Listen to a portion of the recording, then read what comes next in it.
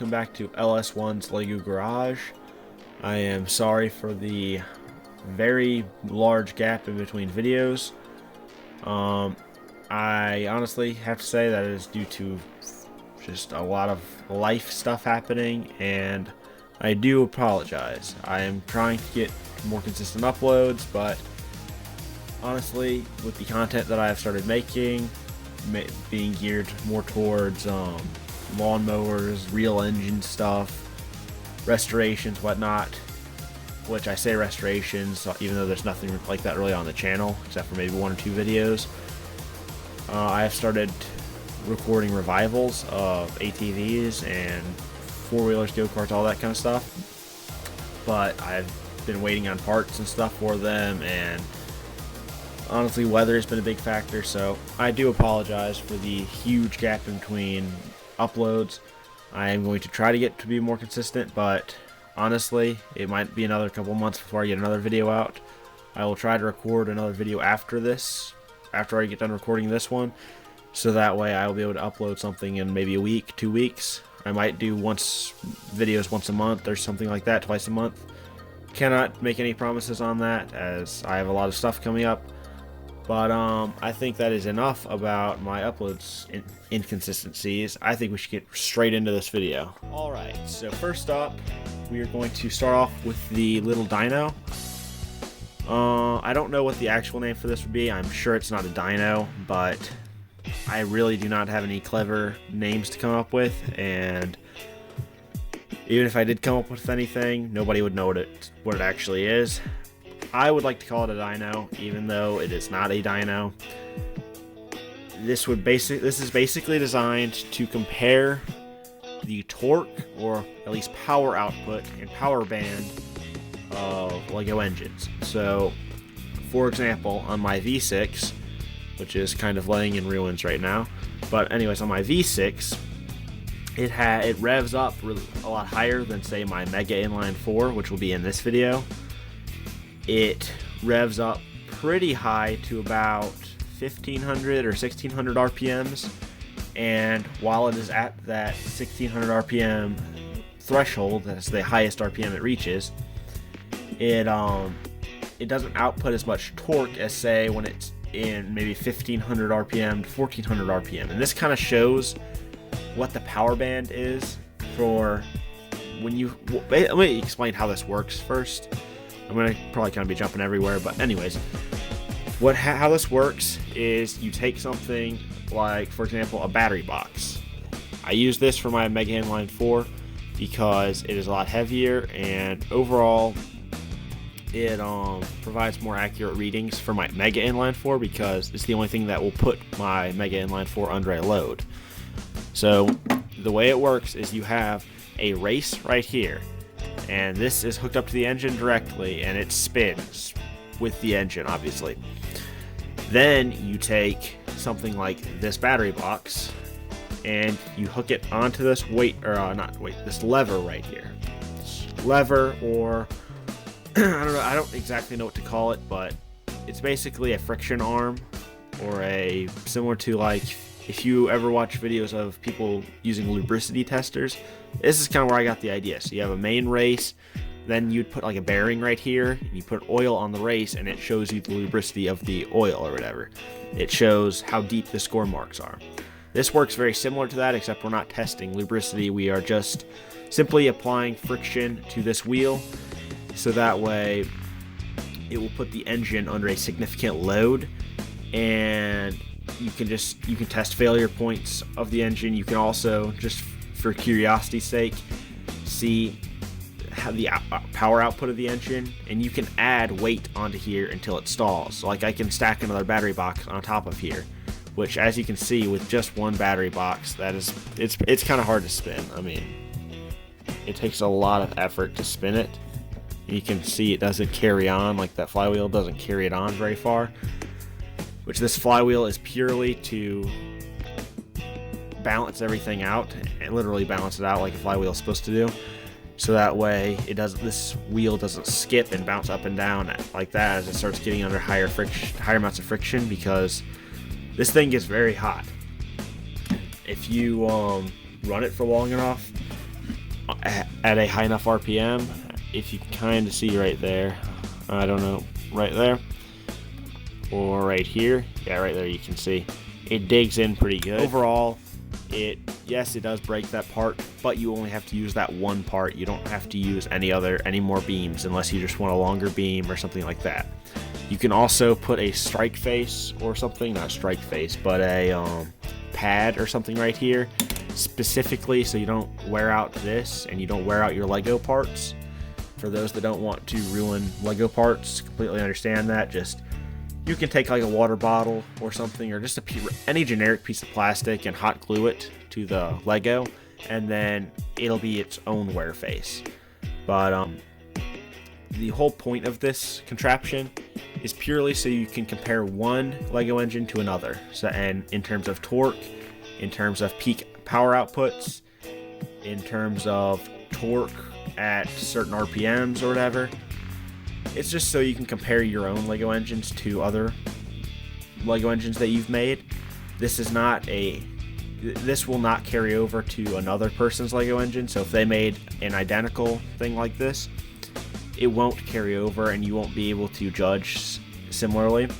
I am still working on a actual dyno made out of Lego, so you can basically apply a load to a scale. So using an arm like this hooked up to an engine, and as it's laying on that scale, it will put a pressure on there, and while it's putting pressure down on there at whatever RPM it's doing that until it stalls out, however much pressure it's putting on there, that's the peak torque of that engine. And take that peak torque at whatever RPM it was running at, and then somehow you do some math stuff that I don't quite understand yet, or I'm not remembering because it's 4 a.m.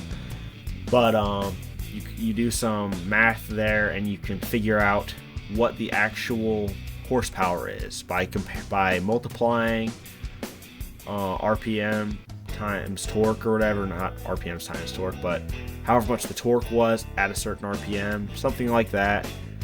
But you can Google it, and it's pretty simple.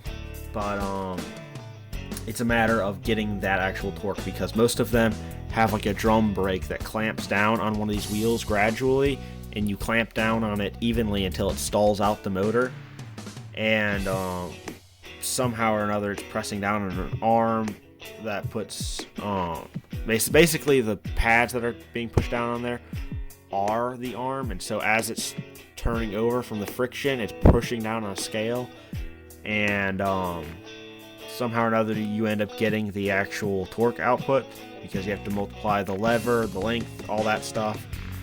It's kind of complicated at first, but it's worth it, I think. I think it's worth trying at least. But this is the closest thing I have for right now, and it works pretty good in my opinion. I don't really have another engine to test this with because my V6 is under construction right now.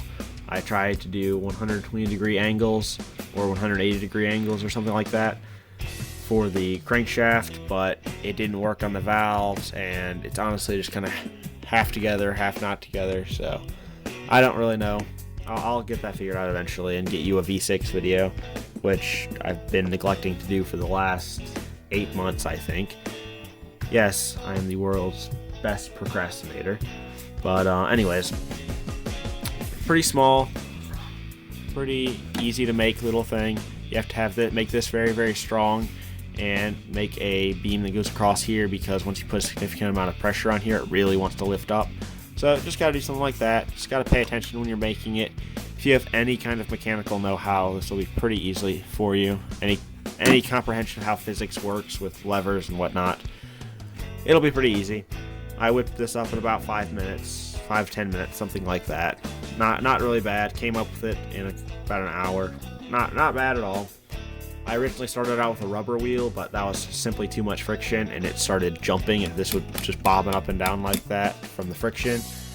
And so it was giving me very inconsistent and very inaccurate readings. But anyways, I think that is enough blabbing and explaining, as this is already a 10-minute long video. But and I still probably should do the inline 4 portion of this. I might just do 2 separate videos or a part 2. I don't know. You'll find out eventually. But yeah.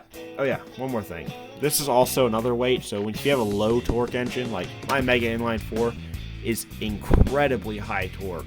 Probably the most torquey Lego engine ever. I mean, I'm hesitant to say that, but I would believe it because that thing, the displacement is huge. I have tuned it very well, and yeah, it is just massive. You'll see it in a second, and you'll also see how fast it runs and how it works on the dyno, and I think y'all will like it. But anyways, on a low torque engine, you can use something like this, brick built, very basic. The beam goes in there, as you can see, those bearing bricks.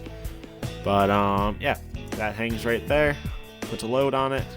This isn't enough for the Mega Inline 4, but for most small engines, 1 cylinders, 2 cylinders, maybe 3 cylinders, and small 4 cylinders, but much more than probably 2 cylinder. It depends on how well the 3 cylinders built, but probably anything bigger than a 2 cylinder, you're going to need more weight than this. Battery box, I think, is too much for anything smaller than a 4 cylinder, but it's up to you. This is your own project, so let me inspire you, and then you take that and build what works for you. Let me put it that way. But anyways, I need to stop blabbing, and I'm going to go ahead and get right into the Mega Inline 4. Alrighty, so here we have the Mega Inline 4. This thing is no joke. It lives up to the name Mega Inline 4. Nothing about this is small. Nothing about it is weak. This is the strongest, most durable, most high torque Lego engine I have ever built, and probably the most high torque Lego engine on all of YouTube at this point. Maybe even the most torquey Lego engine ever. I don't know.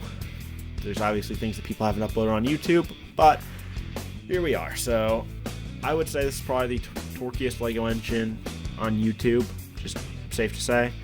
But yeah, this thing is mean. It is 4 6x6 pistons. These cylinder walls are dark, so it's kind of hard to see. But 4 6x6 pistons. It is arranged in a cross-plane crank pattern, and the only reason for that is because it provides the best efficiency in a 2-stroke platform.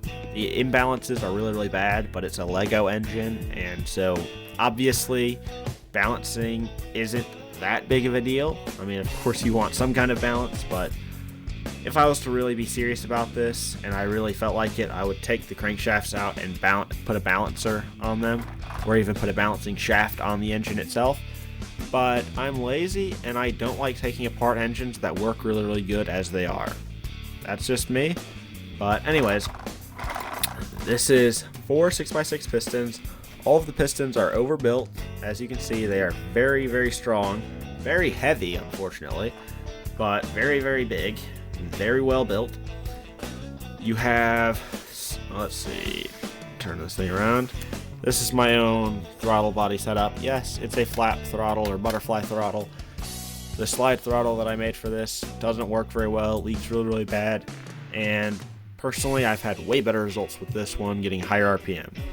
But anyways, you have 6 wide valves. As you can see, the valves are 6 studs wide. It uses my unique method for making the parallel SVS valves, because normally you need a 1x1 that goes sideways, the hole going along the way of the crankshaft, the direction of the crankshaft, and then you have that goes inside of there. This one I think gives you better, but it equals out the friction better, so that way the friction doesn't dig into the valves or dig into the cylinder walls as much, or the valve guides as much. Overall, I think this one works a little bit better, at least for me. Less friction, more common parts that I have, better parts that I have. Overall, pretty good. Valves are very, very efficient so far. As you can see, the intake manifold is supported very, very well, so it doesn't put any pressure on the valves. And yes, this is parallel SVS, as you can see. Just no need to say that really. But also, gear driven. Yeah, basically direct gear driven, not a chain driven. crankshaft to valve shaft, and we have what would technically be called a harmonic balancer on a real engine, but basically a secondary flywheel, so that way you have less crank warp, less play in the whole crankshaft. Overall, I would recommend it. It boosts performance a lot. I don't really know what else to say about this engine other than it's massive. I mean, everything from the flywheel to the pistons to the valves to even the intake manifold and throttle body. This is a giant throttle body. Yes, it was originally designed for a one-cylinder, but it was a very efficient one-cylinder, and this is the best, honestly, in my opinion, the best throttle body, butterfly throttle body I've ever seen, or at least ever used. This thing is really nice. I was going to make a tutorial about it a while back. Let me know in the comments down below if you really want me to make a video or a tutorial on how to make one of these. I don't really think butterfly throttles are the thing anymore. Most people are at slide throttles right now, which I do have a slide throttle right here.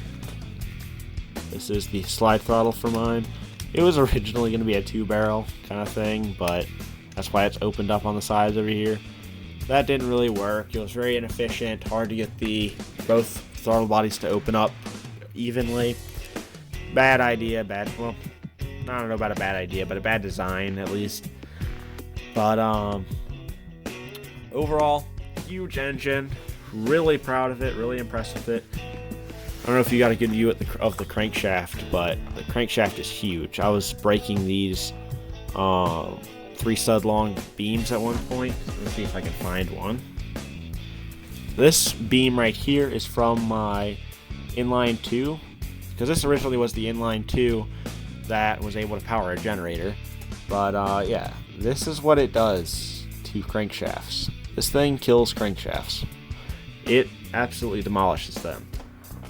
Everything from those to these, it demolishes them. Focus, camera, focus. Yeah, it is a crankshaft destroyer.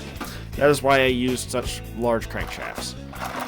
As you can see, it is very, very smooth, freshly lubricated. I tried to make piston rings on this, but it was kind of a failure. But at the same time, when I took them off, the engine ran a lot smoother, so it ultimately did something. I don't know if it lubricated it better or what, but overall, really, really smooth engine. Really seals really, really well. It's crazy. This thing pushes out air out of here, just absolutely floors air out of there like a fan. It is really, really cool.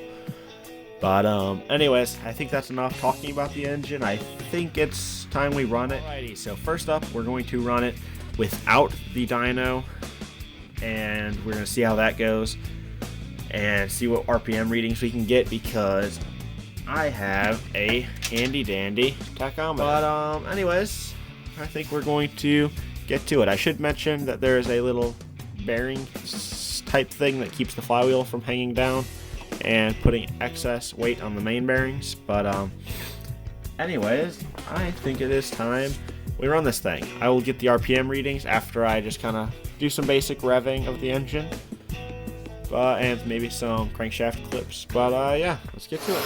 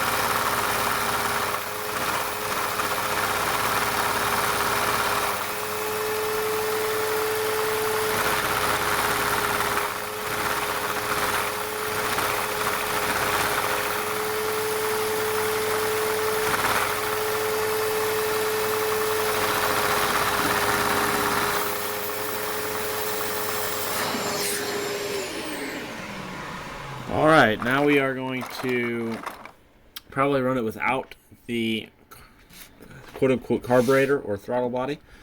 Most people call them carburetors, but they are in fact throttle bodies because they do not carburate or mix fuel and air.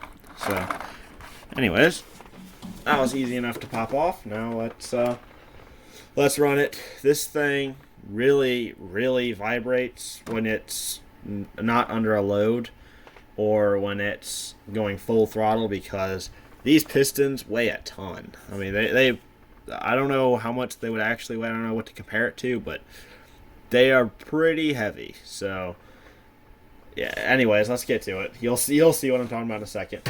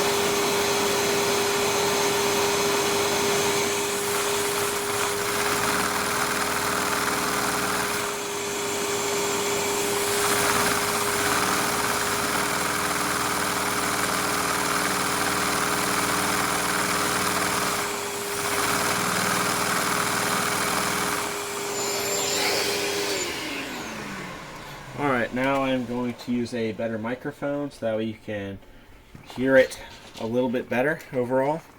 But yeah, let me hook that up. Alright, I got the microphone hooked up. Now let's run this thing at full throttle again and see how well this goes. I'm not sure how the microphone will do picking up the vacuum or not. Hopefully it doesn't pick it up too much, but we'll see.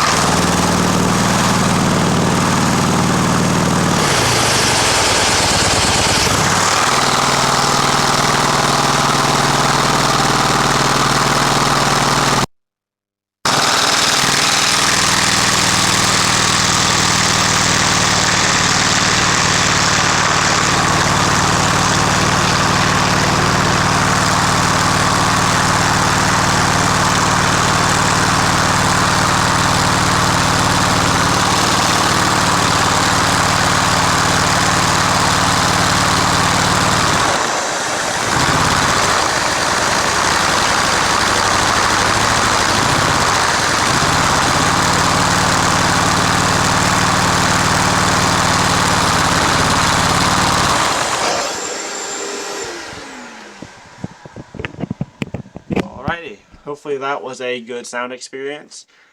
But I think we are going to go ahead and hook up the dyno and see how well that works. Alright, so first off, before we hook up the little dyno and see how that works, we are going to do a RPM reading at full throttle. and see how well that turns out, see what results we get. Should be about 1200 RPM or something close to that. I might end up hooking this down to the table, but that's purely so that way I can hold the vacuum as tight as I can to get the best seal, as well as keep the dyno in a line so that way it doesn't start twisting and then give us inaccurate readings. So let me hook up all that and then we'll start. Alright, so you all have seen enough of the engine running, so I'm going to keep the engine somewhat out of frame. But this, you'll be able to see this very well. But anyways, let's run it, get an RPM reading, and then use the dyno and see how well that works.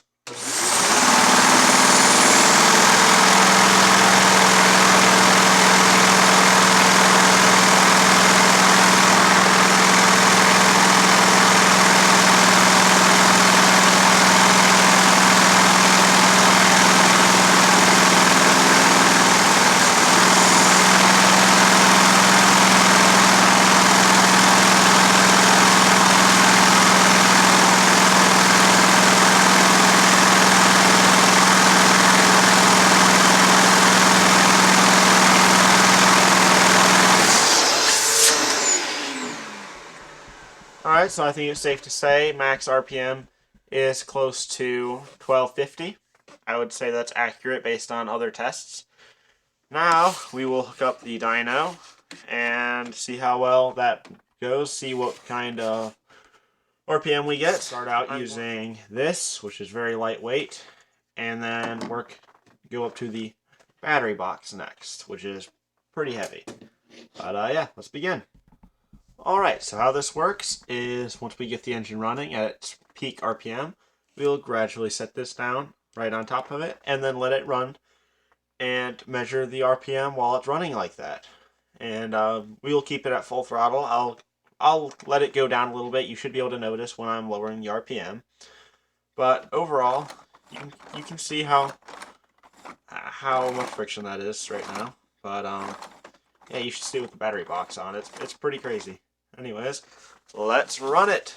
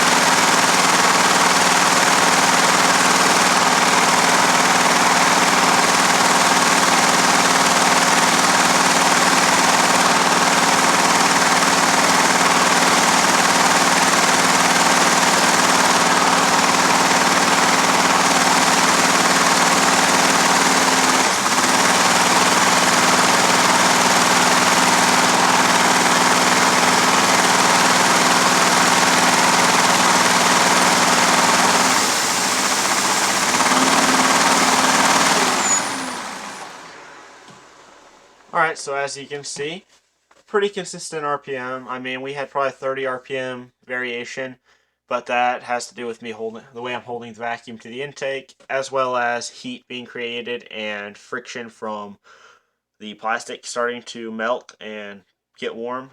Yes, it is starting to melt very little and wear away, but that's typical of something like this. That's kind of the point in some ways. But I'm going to swap out the weights and put the battery box on, and then we will really see some carnage. But yeah, as you can see, the other one that other weight didn't bog it down very much, if at all.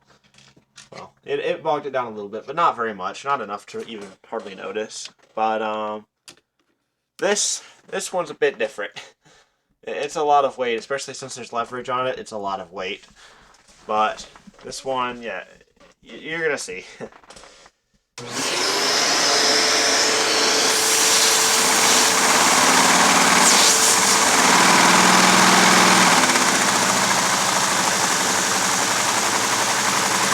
Max RPM.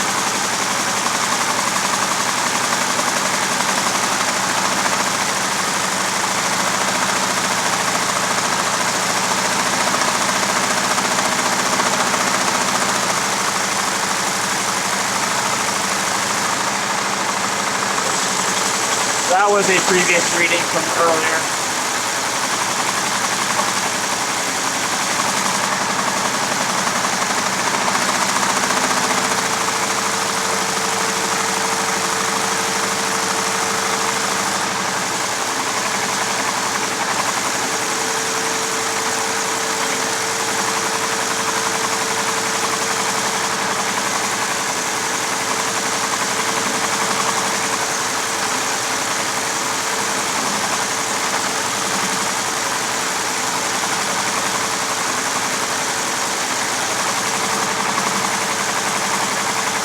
That was incorrect there.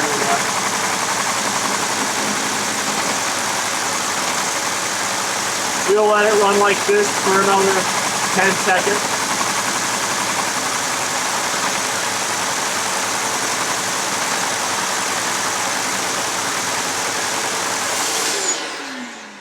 There you have it. As you can see, there's a lot of friction there. It definitely bogs down the motor quite a lot. Almost half of the RPM, it takes away almost half of the RPM when it's at peak throttle with no load. And it certainly wears down the friction bar a lot. And it does get pretty warm. I would like to run it for a longer period of time just to see how much wear it gets, and I would kind of like to see a smoke show personally, but I'm not sure we'll get that with Legos. But anyways, you can see it digs in really bad, or good. I don't know however you want to say it, but if it'll focus in pretty good. I guess you can probably see that's pretty deep, pretty significant damage there. This would actually be a great way to test different oils for Lego and see which one does the best. I think I might just have another video idea. But I probably should have done an RPM test with this race on, just to see how much friction that adds. But I think that's all kind of part of the test though. Just seeing how much friction it all creates in total. Because the bearing bricks on there are pretty worn from having as much weight on it as it is for a consistent amount of time like that. Another YouTuber, Spockproof, or Spockstraws, I believe was his name. Me and him were talking about it, and the amount of weight being pushed down on it is quite a lot on those Lego bearing bricks, the little Technic beams with holes in them. It's quite a lot of force on them. So we were trying to come up with different ways of not having as much force put on them. But anyways, I will try to improve on these designs, or mainly this one design, and maybe even make a different one. But there is many cool things to come in the future.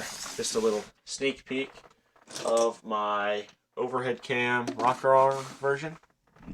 But yeah, that is my Mega Inline 4. Hope you all liked this video. If you did, please be sure to like, share, and subscribe. Like button is down below, right next to the subscribe button. I would greatly appreciate it. And while you're down there, please click the little bell right next to the subscribe button. It notifies you when I upload. But yeah, I hope this video didn't end up being too long. As you can see, this is a pretty cool engine. If you notice a difference in camera quality, it should be a good difference, but I'm not sure. This will be my first video with a new camera and a new microphone, so please let me know what you think of the new microphone and new camera. I used the new microphone for the last half of the video, but for the first probably 5 minutes, 10 minutes, I used the old microphone, or the one built into my phone. But yeah, give me some suggestions on what I should do with this thing, because it has a lot of torque, and I have powered gearboxes with it already. It's not too entertaining, but it's still always fun. But please give me some interesting and unique ideas on what I should do with this big B7 engine. Please give me some suggestions on what else I should make, or maybe suggestions on some of my current projects. But yeah, I think I'll catch you in the next one. Who knows when that may be. I do think one of the next ones will be a go-kart revival. I do hope that comes out within this next month. I also have the 6x6 video you will be seeing pretty soon. But anyways, I need to quick quit blabbing on, and I will see you all in the next one. LS1 out.